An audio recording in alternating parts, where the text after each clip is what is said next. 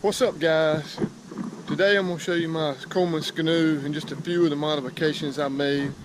Really simple modifications, but actually ones that have helped me out a lot, especially catfishing and river fishing. So anyway, here we go, and I hope these help. Alright guys, this is my Coleman Scanoe. I got it in 1984 at Brindle's. I think it was about $450 back then. Anyway, the first thing I did is I took the cheap plastic seats off, put a piece of wood there, and put these swivel seats on here.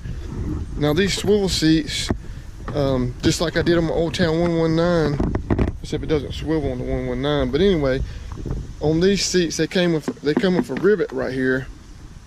And what I do is I drill them rivets out, because this thing is pretty much even with the top. It might do just a hair more. But anyway, you cannot slide it on your roof rack with this seat on there unless you drill the rivets out. So I put these clevis pins in there.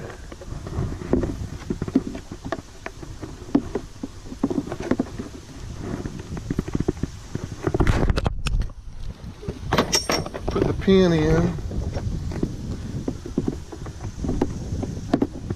I do the same here. I make sure that this is facing out. And anyway, that's actually the best mod I've made for this boat, is these seats right here. Your back doesn't hurt near as bad. It swivels. So anyway, that's the first big mod I made. The second one is these 2-inch PVC pinions. I just have wire tied on here with zip ties, and that holds the rods while I'm running up and down the river. And all you have to do is take them out, put them back in if you're not fishing with them.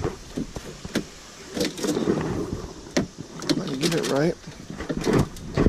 And then the next big mod I made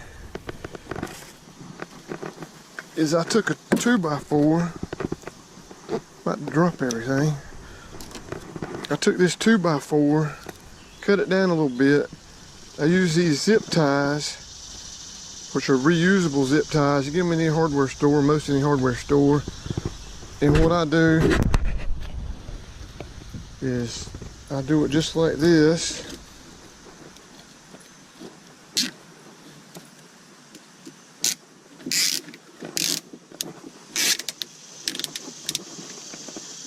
Tighten it up, and it will not really move much at all.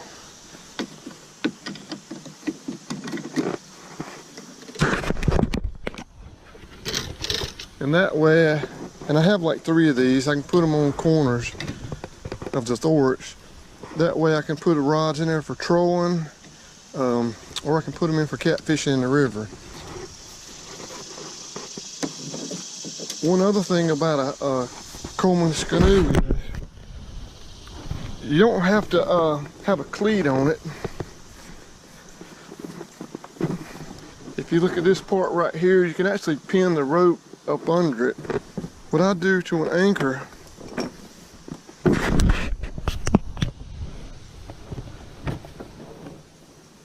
is I tie it on right here. You can do the same in the back.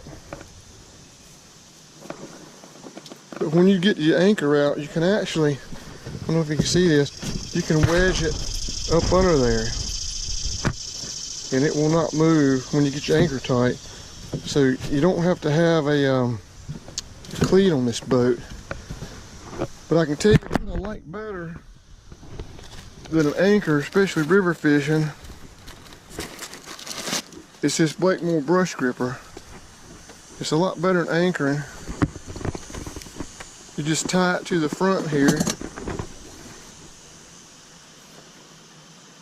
And you can't do this everywhere in the river, but if you've got a limb overhanging the river, or a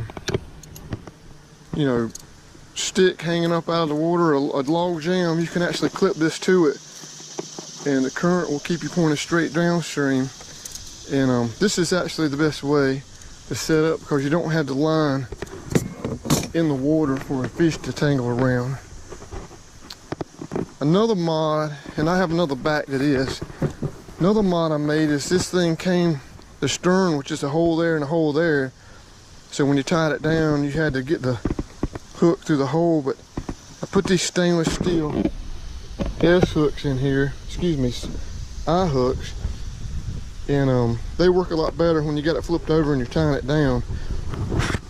But this is a heavy boat. I'm gonna tell you, it's really heavy. So what I did is I took this 5/8 inch rod. I'm pretty sure it's 5/8 inch.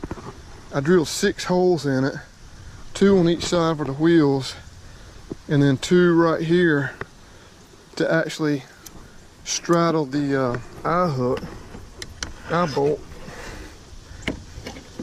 You slide it on there, put that in there like that, that in there like that, so now it can't hit the boat and it can't slide off. Put this washer on here, put that clip on there.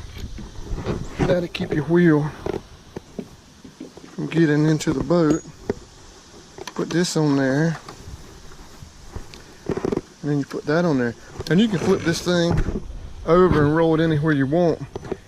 And it works better than a cart that's in the middle of the boat, because this thing's just so heavy and to balance it is pretty hard. But you can, by the front end of this boat, you can roll this thing anywhere. And you can see, if you look at my Roanoke River shad fishing video this spring, you can see it. But that's basically it. I use a trolling motor or a gas motor on the back, so obviously I take them wheels off, put them in the boat or put them back in the truck. But that's my Coleman Scanoe 1984 vintage, and I can tell you it's still going strong. It'd probably outlive me. But anyway, Pete, you ready to go fishing? Come on, get in the boat. Get in the boat, Pete. Come on, let's go fishing. Come on, over here. There you go. You ready to go fishing? All right, guys. Well, I hope that helps somebody out on a Coleman Scanoe.